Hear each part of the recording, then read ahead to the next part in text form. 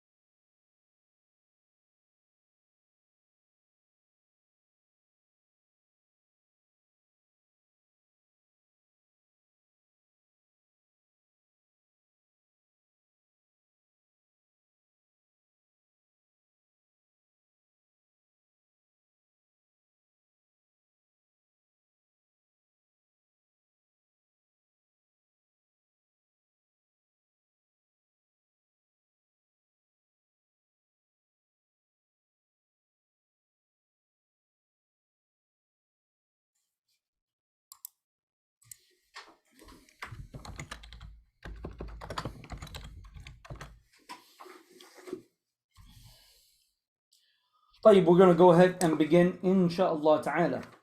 Now, we are supposed to be covering Allahumma salli ala Sayyidina Muhammad, Aqsam al-Kalam. Let me just verify so we stay on track. نعم, أقسام الكلام والأمر والنهي والحقيقة والمجاز. So let me just open up from that part بإذن الله تعالى. اللهم صل على سيدنا محمد.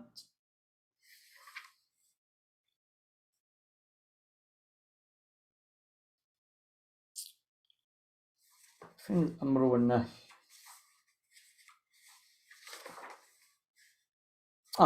ممتاز. Well, actually, let's go ahead and start with Al-Amr wal-Nahi, so that way you can see some of what we have been covering thus far in Al-Luma, because in Al-Luma we are speaking about Al-Amr and how the different commands are understood in their basic format versus you or the Sharia adding additions to it when giving us a command. And we stopped at يعني what suffices the command that we receive. So we'll start reading some of the awamir from here, inshallah ta'ala.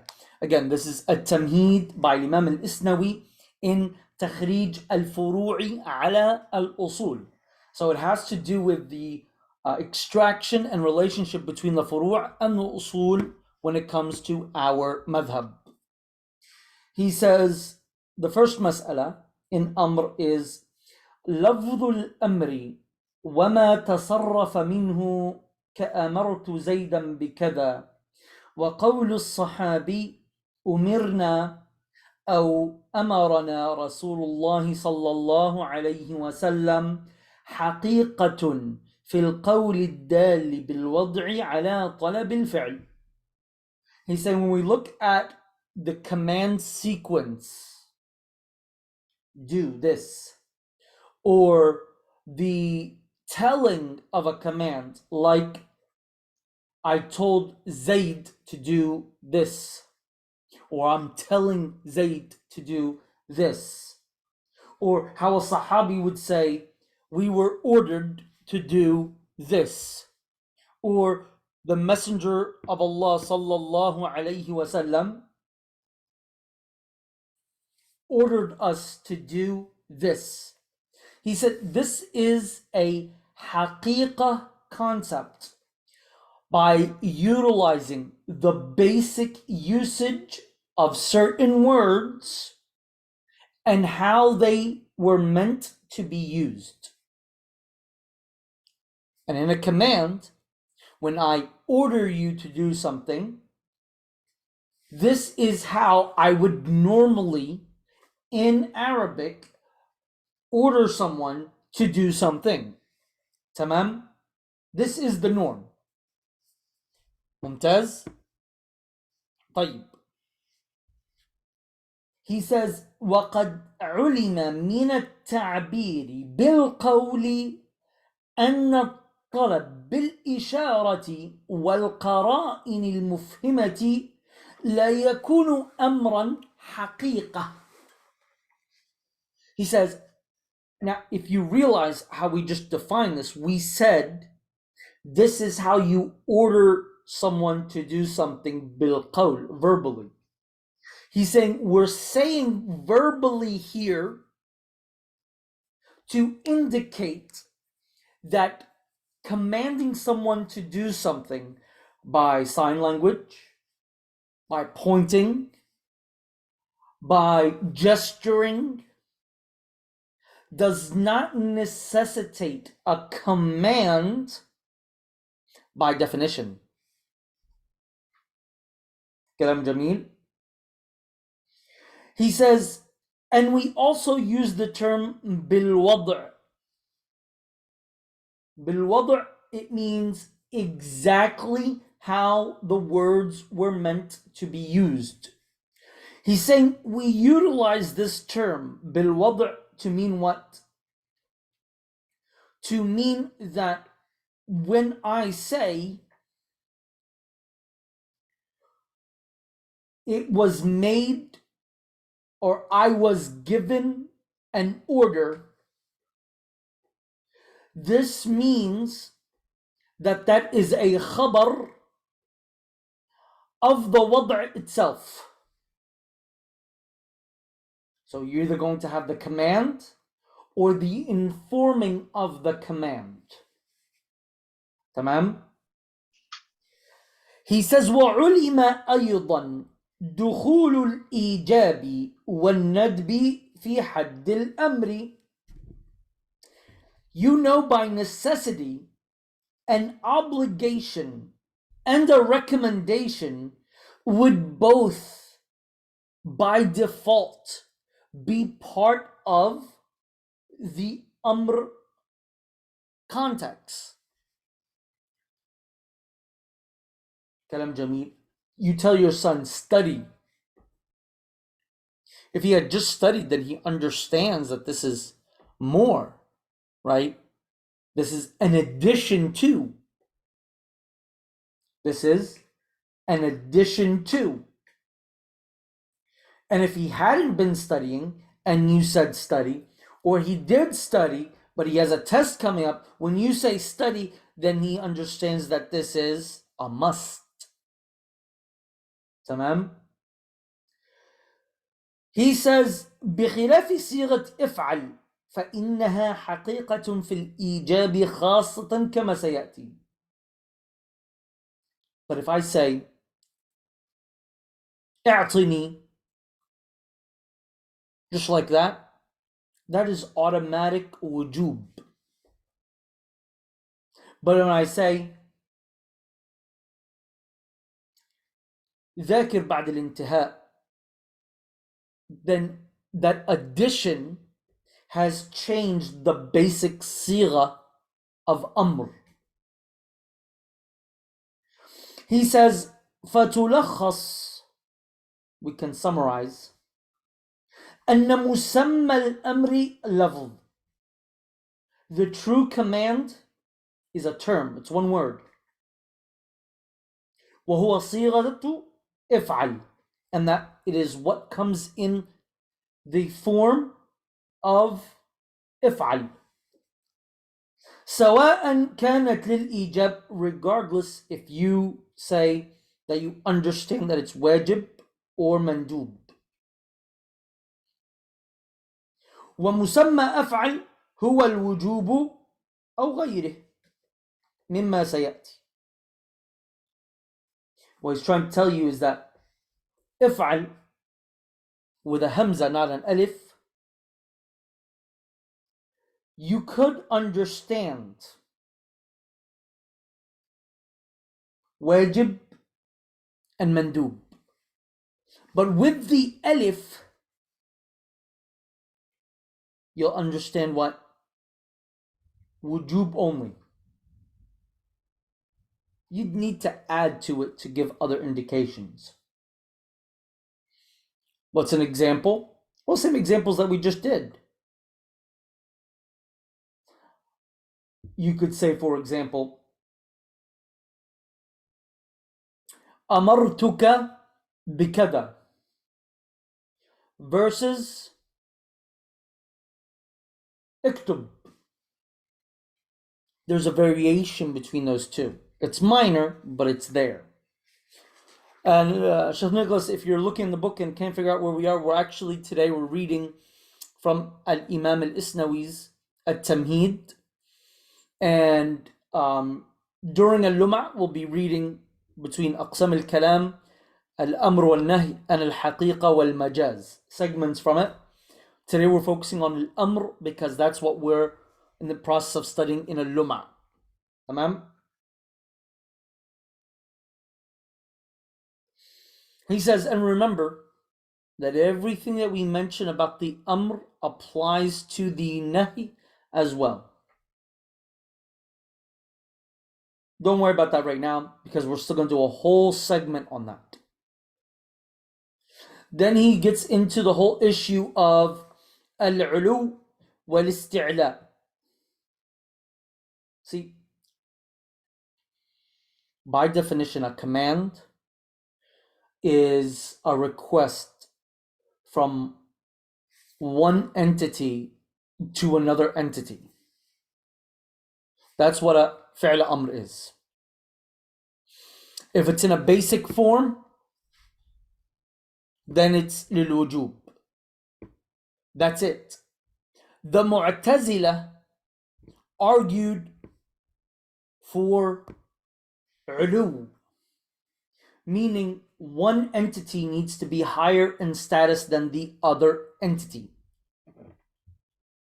Tamam?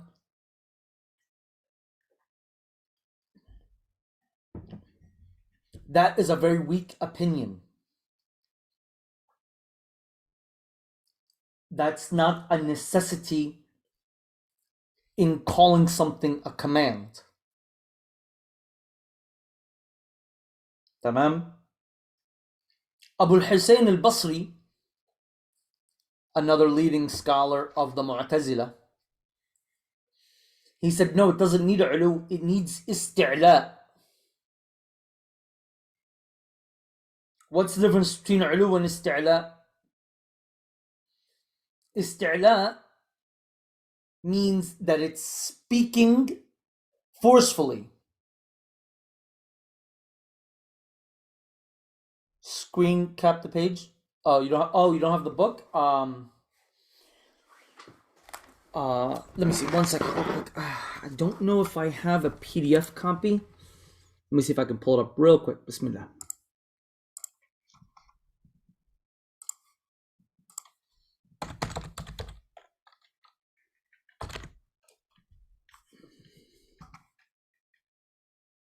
Interesting, I don't have one. Let me see if it's on Shamila.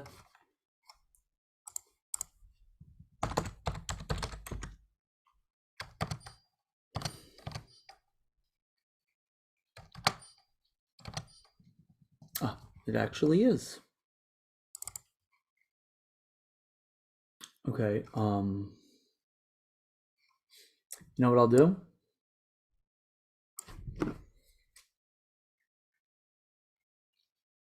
Right. And, well, I could probably just share my screen. Allahumma salli ala Sayyidina Muhammad. Here, one moment. Well, there you go. Where's share my screen? Bismillah.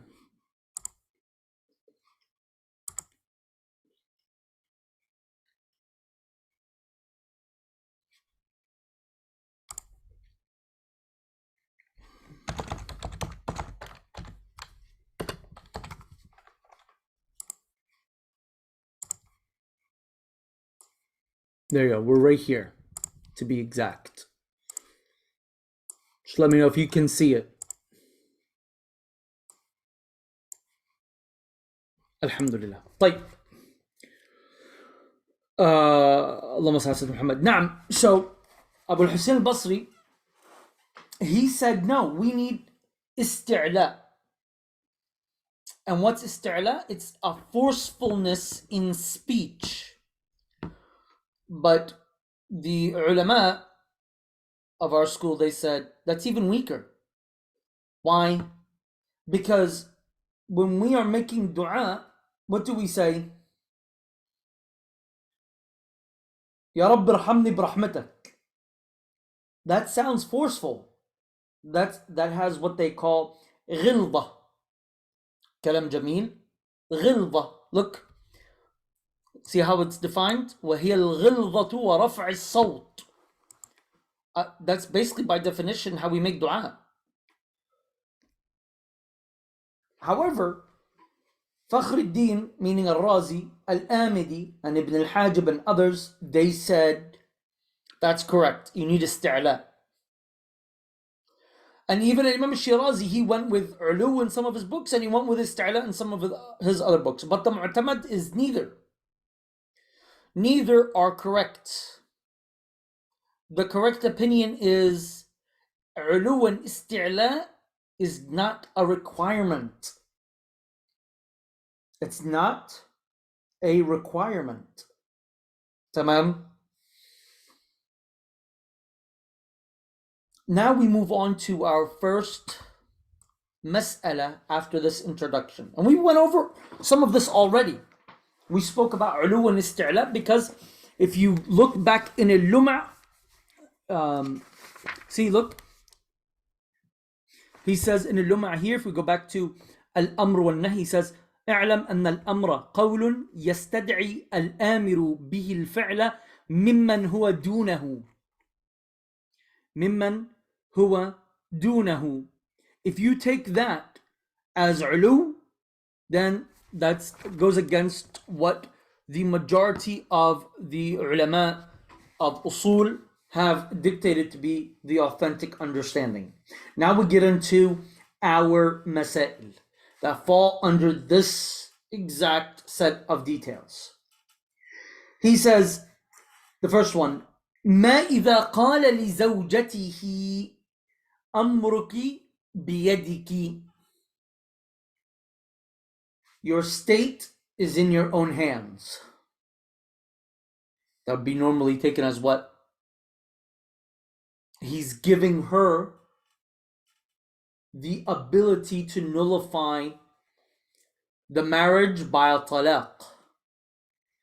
It is, she does have the opportunity to do that, but it would be called khul', and then there's another procedure for that.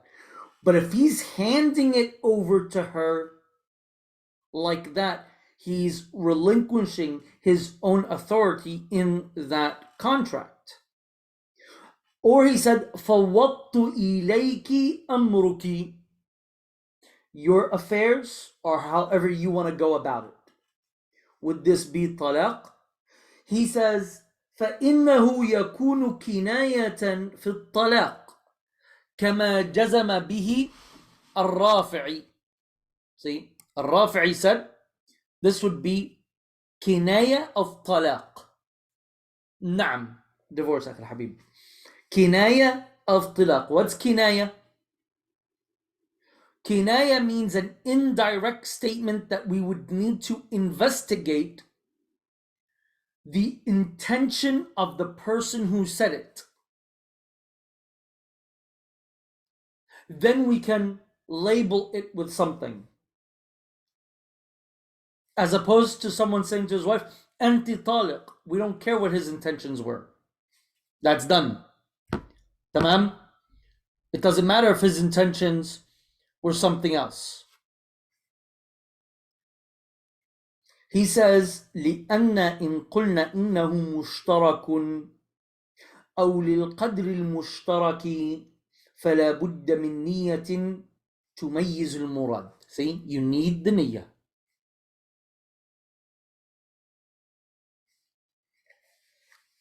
I don't understand your question, Brother Nicholas. Could you restate it? Like what saying? If you mean like kinaya, like a man telling his wife, "Get out of here, I'm done with you." Could that be a divorce? It might be, but we would need his intention, because if he meant like, "I'm done with the argument, get out of my face," like every other American says, maybe I won't hold it as a divorce, right? Because they kind of speak to each other that way anyway. Sad, but that's how they speak to each other. Tamam. I find most of statements they say back and forth to each other just appalling. It's insane. But if your niyyah is okay, if we consider a phrase a kinaya of talaq, then we have to ask the intention. But if we don't consider that phrase a kinaya of talaq, then the whole discussion is worthless, because that wasn't even ever on the table. Tamam? Naam. Like right here, amruki biyadik.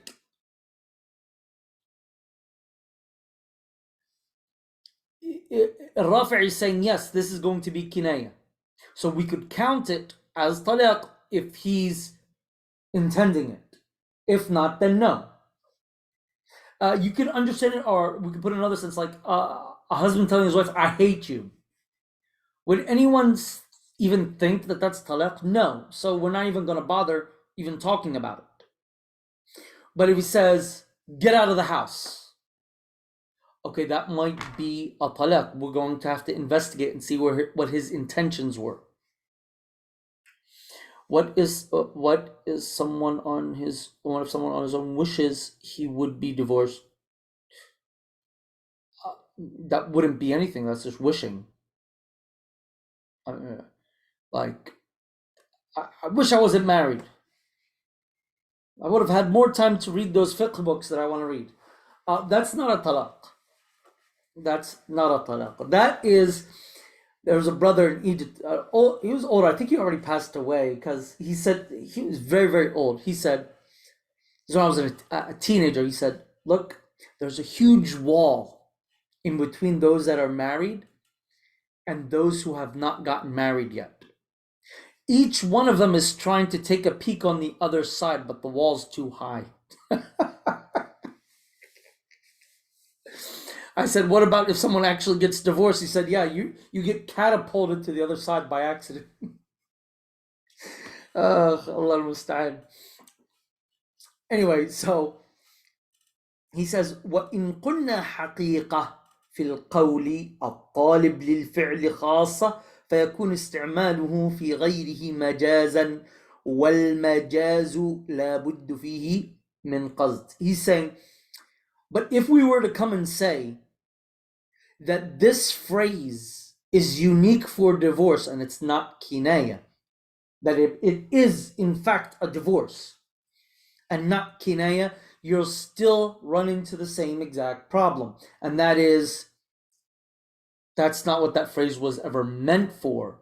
So even if we were to claim that amruki biyadik is actual talaq ala al-haqiqa, you're going to get stuck with, you need to determine what the qasd was behind it. Okay? Now this becomes a problem, right? Why? How did we just define a command? By sighat if'al or af'al, right? Amruki biyadik. That's af'al. It's not if'al, it's af'al. Tamam? Saying it's kinaya is a problem, because saying it's kinaya is an argument for that it is majaz. How can a command of af'al be majaz? Yet we said, if we go back, and this is the beauty, right, of these discussions, go right back right here, look at the screen, right? We said amartu, amirna, right? What do we say it is? حقيقة في القول الدال بالوضع على طلب الفعل. Again, real quick, حقيقة, meaning it is in a true, literal, structured sentence or phrase. في القول, it's verbal. بالوضع, how it was meant to be used since it started to be used in Arabic. على طلب الفعل. أمرك بيدك. Yeah, that's طلب فعل. كلام جميل. فوضت إليك أمرك. But then الرافع came and said it's what? كناية.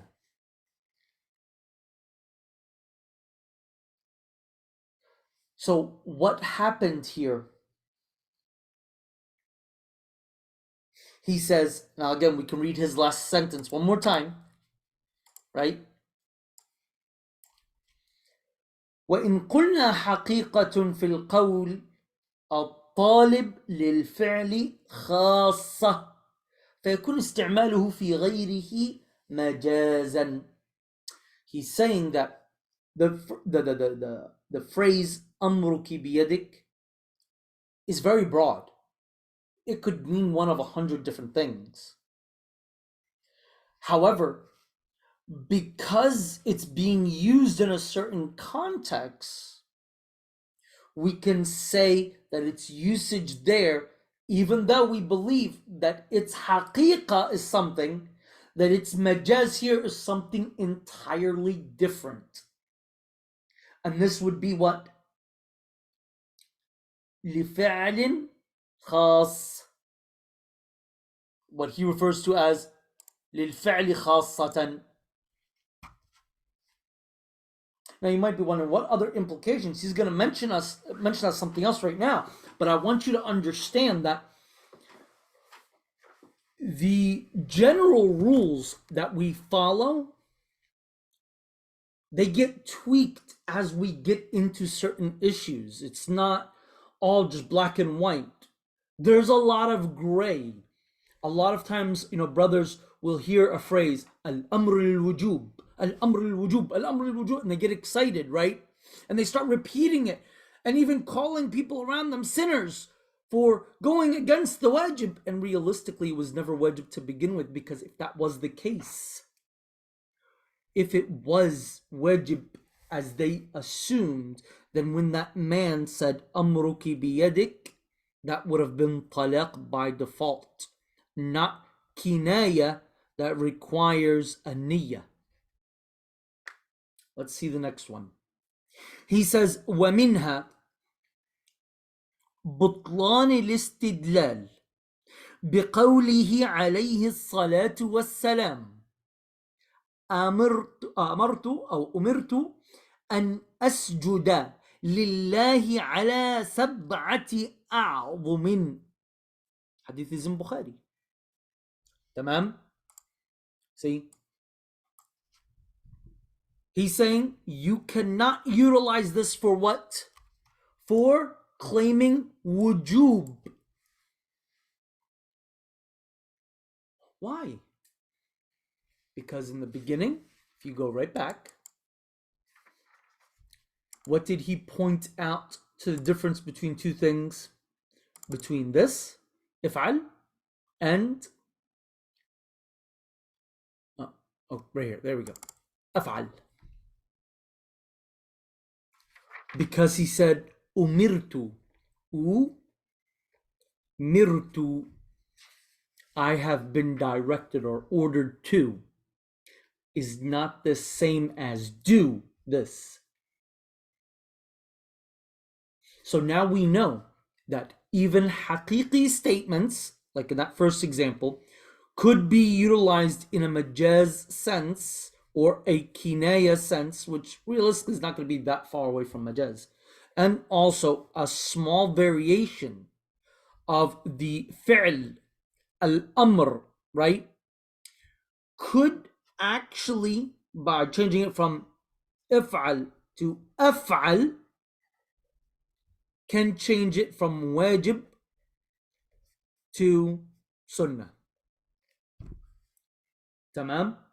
How?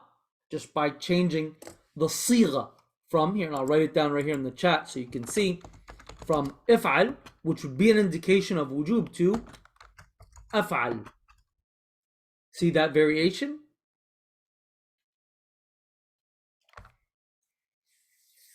Now you might hear brothers will come and say, no, he said, umirtu an asjud ala sab'ati a'zam.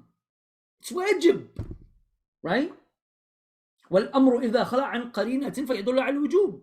الأمر للوجوب.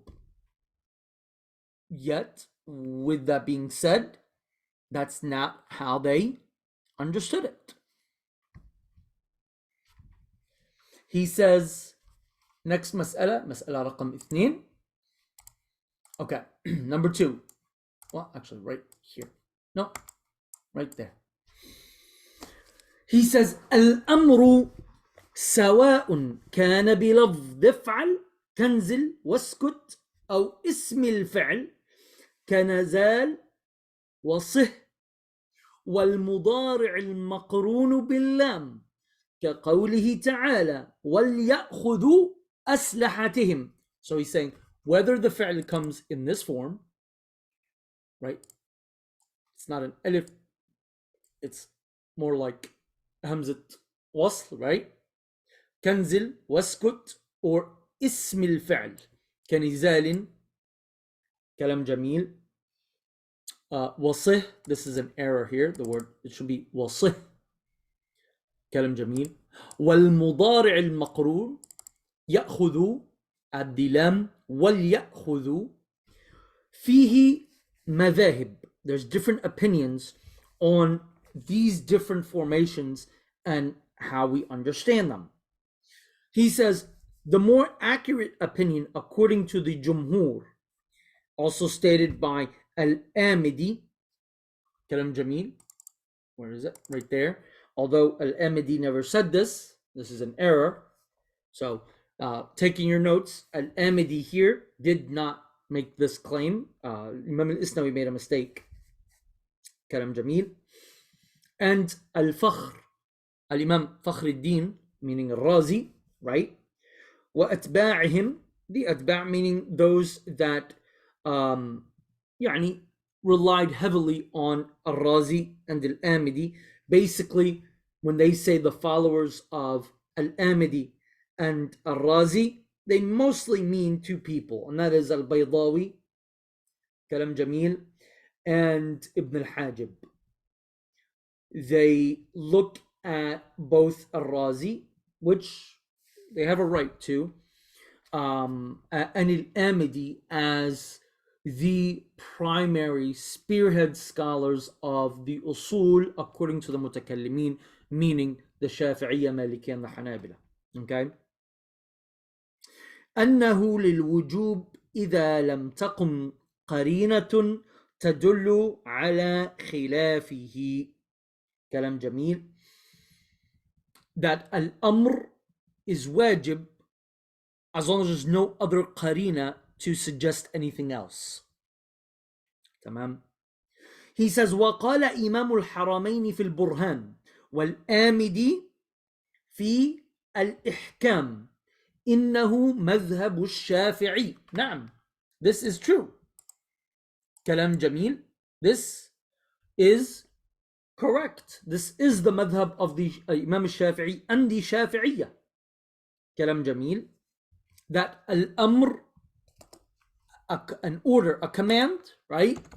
That comes with nothing else, anywhere else, throughout the Sharia, Quran and Sunnah, that would suggest anything other than that command, that fact, then we say al-amr lil-wujub.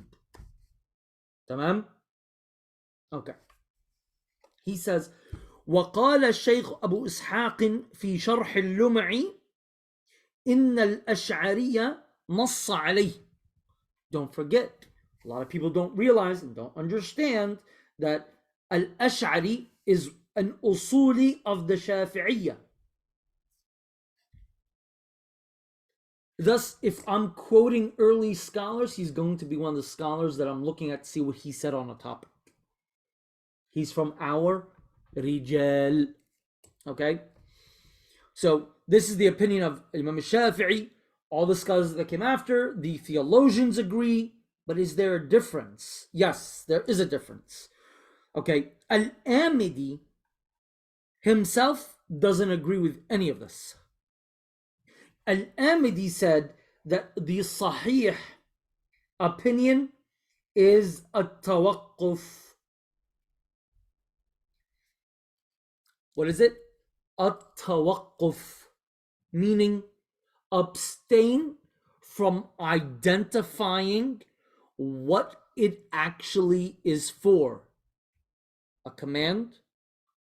We're not going to get into it until we can get further information on the fact. And he's going to speak more about the other madhahib that have to do with this issue. But let's continue reading first. He says, لكن هل دل على الوجوب بوضع اللغة أو بالشرع? How did this idea of al-amr al-wujub formulate? Is this due to linguistics? Just how the concept is used? Or is this an overall review of the Sharia? And therefore, I'm relying on the Sharia to get to a certain understanding and conclusion. He says, فيه مذهبان مذكوران في شرح اللمع, meaning by Imam Shirazi. As you can see, Al-Luma is a primary text of the Shafi'i, and it is, and it's a beautiful text. That's why we're studying it. He says, وَالْأَوَّلُ وَهُوَ كَوْنُهُ بِالْوَضْعِ, يعني the first opinion on this matter is that it was from linguistics. It is from linguistics that gave us this impression. نقله في البرهان, meaning Imam al-Haramain, because al-Burhan is his book, that Imam al-Shafi'i himself said that this is what the linguistics lean towards. Tamam? He said, but then, meaning Imam al-Haramain, he went on to prove that no, it was the Shara that called for this. Why would he go that route? Well, it's simple. It's because the issue of al-husn wal-qubh. Remember, husn and qubh, things that are good, things that are not good. It's divided into three categories. Things that we can determine if they're good or not because, well, it hurts me or it doesn't hurt me, right? It tastes good or it's not good. It's healthy, it's not healthy. We can figure that out. Then there's things that it might seem good to some people, but it's bad for others. So they're overall dictated by the Sharia. Okay? I mean, let's just say there's Sudan and South Sudan, and the Sudanese, they say South Sudanese do not represent Sudan. They're in our territory. Let's just wipe them out. From a Sudan-only perspective, that actually sounds like a fabulous idea, right? But that's a form of oppression. That is harming other humans. The Sharia will come and dictate to what extent can you ask for your rights and entitlement and things like that, okay? And whether you have any of that or not. But overall, it's okay. You can be proud of who you are. That's fine. That's Hasan. And you can understand that logically. It's just how far do you take that? Enslave a whole population? No, that's wrong. Why is it wrong? Because, well, you're not better than them. Kalam Jamil. And then there's a whole set of other activities that some of them I might think is good, some of them I might think is bad, but it doesn't matter what I think at the end of the day because I'm looking for reward versus punishment. These types of things I can never determine on my own. I would need revelation to determine that for me. Therefore, defining what is good and what is bad will come from the Sharia. As opposed to the Mu'tazila, what do they say? They say that no, the mind is the first messenger, and therefore you can determine what ought to be rewarded versus what ought to be punishable, right? You can figure that out intellectually. And we tell them, no, you're wrong. Funny enough, Salafis agree with the Mu'tazila. Don't even know how to do that. All right? No, it's the Mu'tazila that hold that opinion.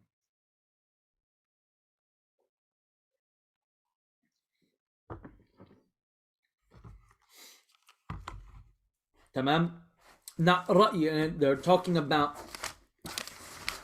intellectually you can look at something and you can therefore determine whether it is rewardable or not. Kalam Jamil. So Imam al-Haramain, by coming and saying, no, we understood this from the Sharia, this is influenced heavily by that discussion. It's not called Ra'i. No, it's not called Ra'i. It's called Al-Husn wal-Qubh, Shar'iyan or Aqliyan. We say Shar'iyan. Okay? And on a funny side note, one of the Salafis one time, they said, before Ibn Taymiyyah came, we couldn't tell the difference between something that I can't really repeat and bread. Realistically, a person with this situation, I don't think Ibn Taymiyyah can actually help them, because if you didn't know the difference between that and bread, then we have other problems. But it's funny, they don't know the difference between these masail. But no, it's not called Ra'i. Kalam Jameel. But now, if you're looking for the Sharia to be the defining point to everything that you do, everything that logically you can't necessarily get to a final answer that is clear on, you'll always turn around and lean back on the Sharia. And Imam al-Haramain probably does this more than anyone else. You've all studied fiqh. You've all seen the discussion and the argument of, is wudu a logical action, or is it simply an act that is ta'abbudi? Imam al-Haramain didn't have an answer. So what did he do? He said, it's ta'abbudi. He simply said, oh, this act is ta'abbudi. Why? Because I don't know why we do it. Tamam. He always tends to do that. If it's not right there, clear, in your face, you can see it, you can understand what it's asking you for, like, zakah. Well, you can see the effects in your community of zakah, right? Wudu, can you? Theoretically, maybe, right? And therefore, you'll see Imam al-Haramain will come and say things like, oh, well, no, it's only ta'abbudi. We don't understand why we do it. We just do it because the Sharia told us to do it. He always does this. He tries to relinquish any comprehension from our end, right? And take it right back to the Sharia, which is good, but sometimes might be problematic. Okay? Now you understand where Imam al-Haramain is coming from in such discussions. He says, وَفِي الْمُسْتَوْعَبْ لِلْقَيْرَوَانِ كلام جميل. He said that الذي يدل عليه العقل. This is a third opinion. So when we said بالوضع, we meant linguistically. When we say بالشرع, that means we reviewed the text of the Sharia and it seems to be alluding to that. But then when we say بالعقل, then we mean intellectually only. Kalam Jamil. So those are your main three opinions there. He says, والمذهب الثاني وهو وجه للشافعي. Actually, he should say هو قول. But remember, the utilization of the term قول to only refer to Imam al-Shafi'i only happened with the Imam al-Nawawi, so it didn't take effect amongst the Shafi'is probably until like the 800s or mid 800s. It's when it took full effect.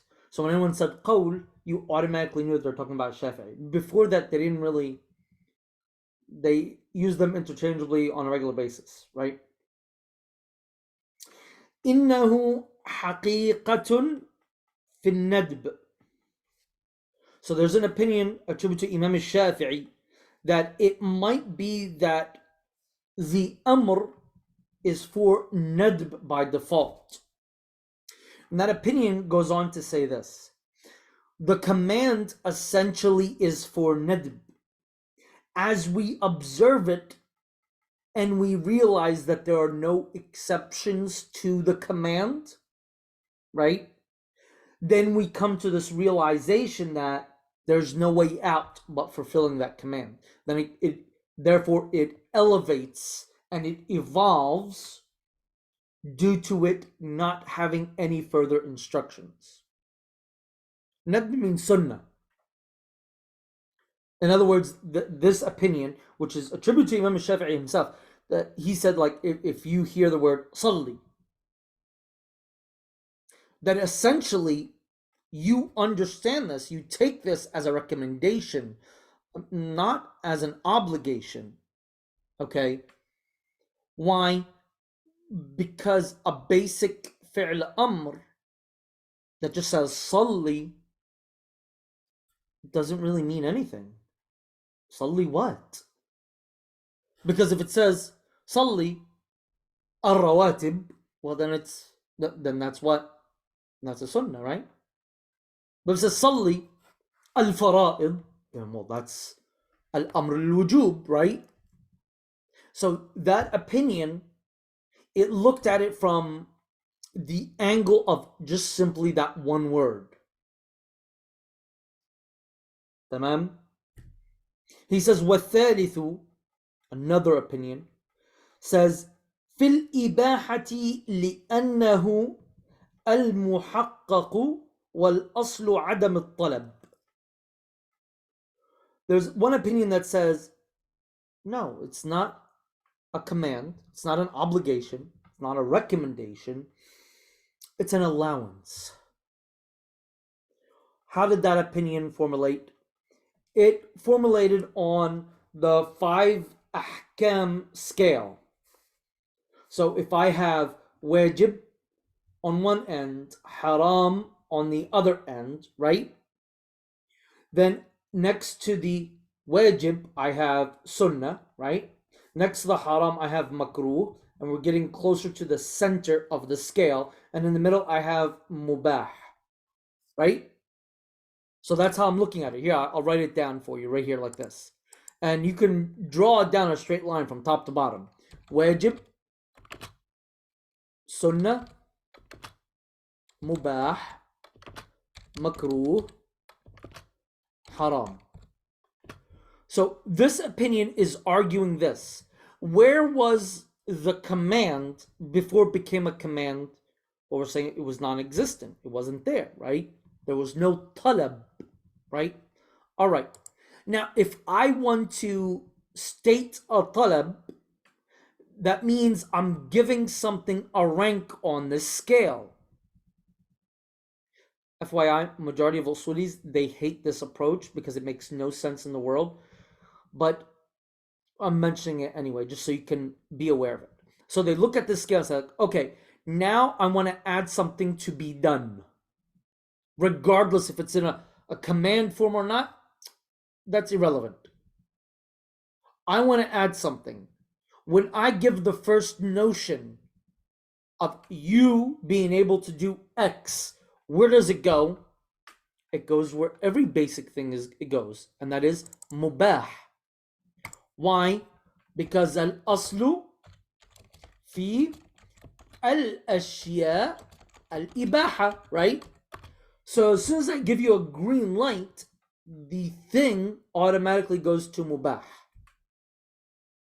And then by further information, it can go into an additional direction, whether one up for sunnah, or 2 up for wajib, or down and it becomes makruh. Kalam Jameel. Now, why do they come up with this approach?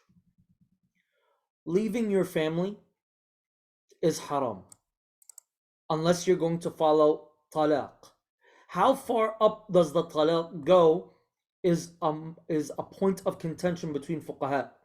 You have fuqaha that say it's makruh to do talaq, but it's a necessity. Others say no, it's a mubah, kalam jameel. So it departing from your family, neglecting your family, right?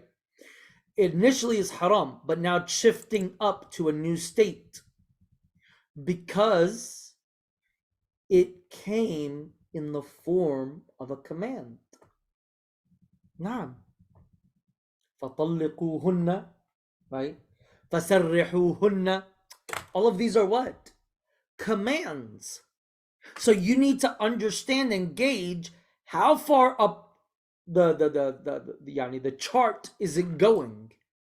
If you take it as if it only went up one step, you'll call it makruh, or not, you'll call it mubah. Kalam jameel. If they're about to kill each other, then you might say it's wajib, right? But that's where that opinion came from.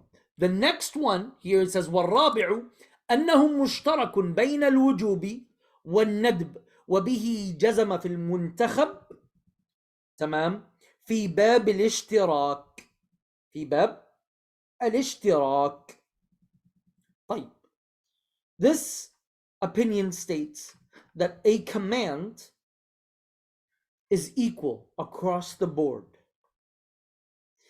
and they're all equal in the concept of talab.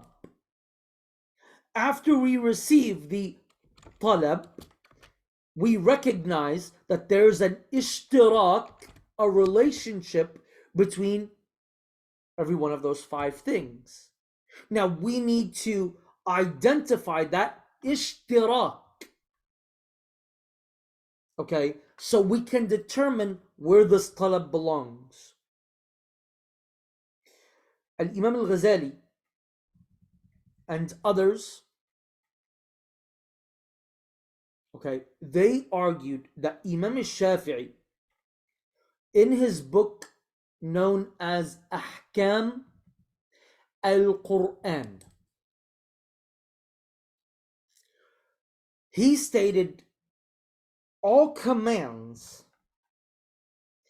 thrive between wujub and nadb, and we examine them to determine where does it go.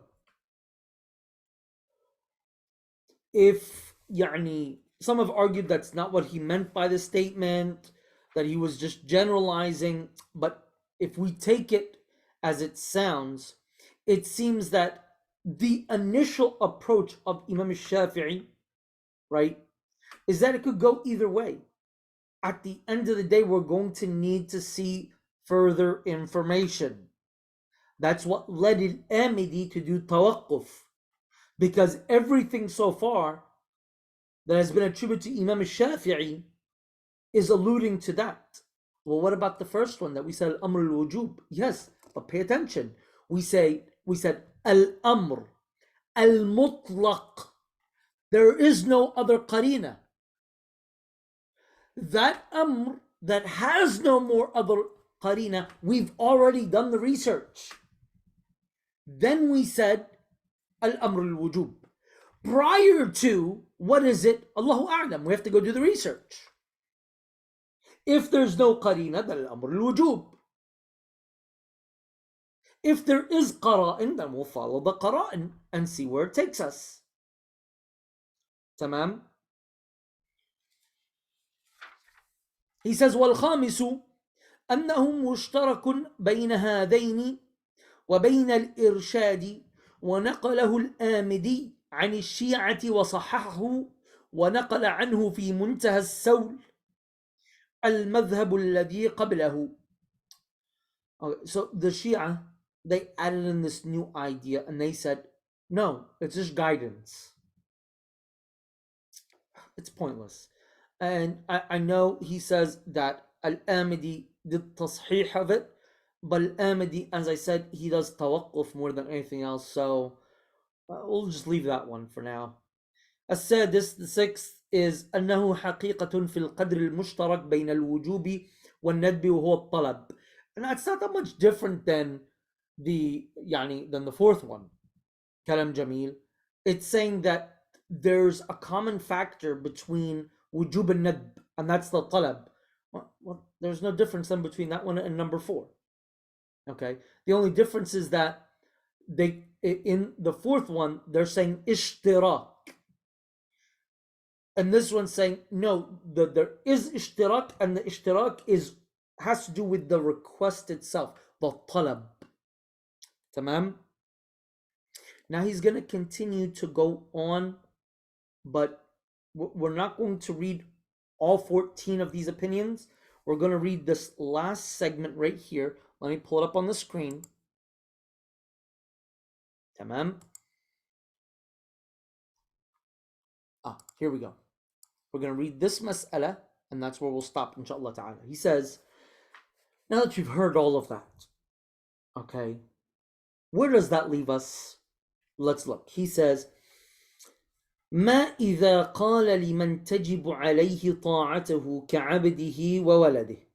If a man tells those that are supposed to obey him, like his slave, like his children, افعل كذا, do such and such, ولم يصرح بما يقتضي التحريم أو عدم التحريم. He didn't say, if you don't, this is what's going to happen to you. He just said, do such and such. ففي وجوب ذلك عليه ما سبق ومقتضى ما تقدم عن الشافعي وجوبه. How do we understand this? Now you might say, who cares? Just some parent nagging at his child. It will matter if that parent is on his deathbed and that was his will. So would it matter? Yeah. Maybe it won't matter day to day of parent yelling at their child, sure. But if he's on his deathbed and that's his wasiyah, not fulfilling the wasiyah is from the kaba'ir. So we're pretty sure that no one wants to fall into a kabira. Tamam. And since no one wants to fall into a kabira, we're going to have to pay attention and see exactly what was meant by that request. Tamam?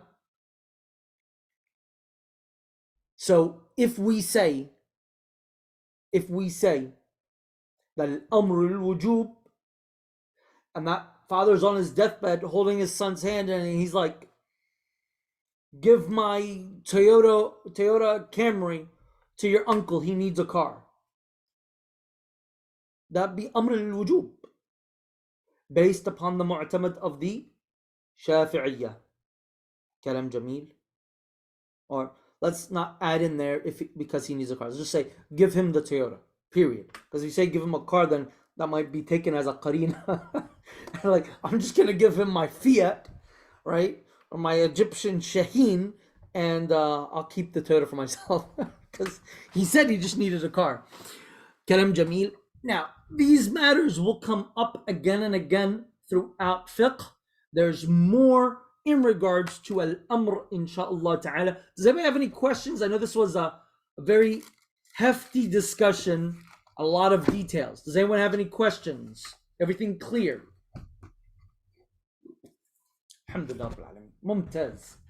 All right, well, we'll end here for now, bi'idhnillah, and we'll move on to our muqaddimah, inshaAllah ta'ala, class. And I'll see everyone there بإذن الله تعالى. وأقول قولي هذا واستغفر الله تعالى لي ولكم فاستغفروه إنه هو الغفور الرحيم. والسلام عليكم ورحمة الله وبركاته.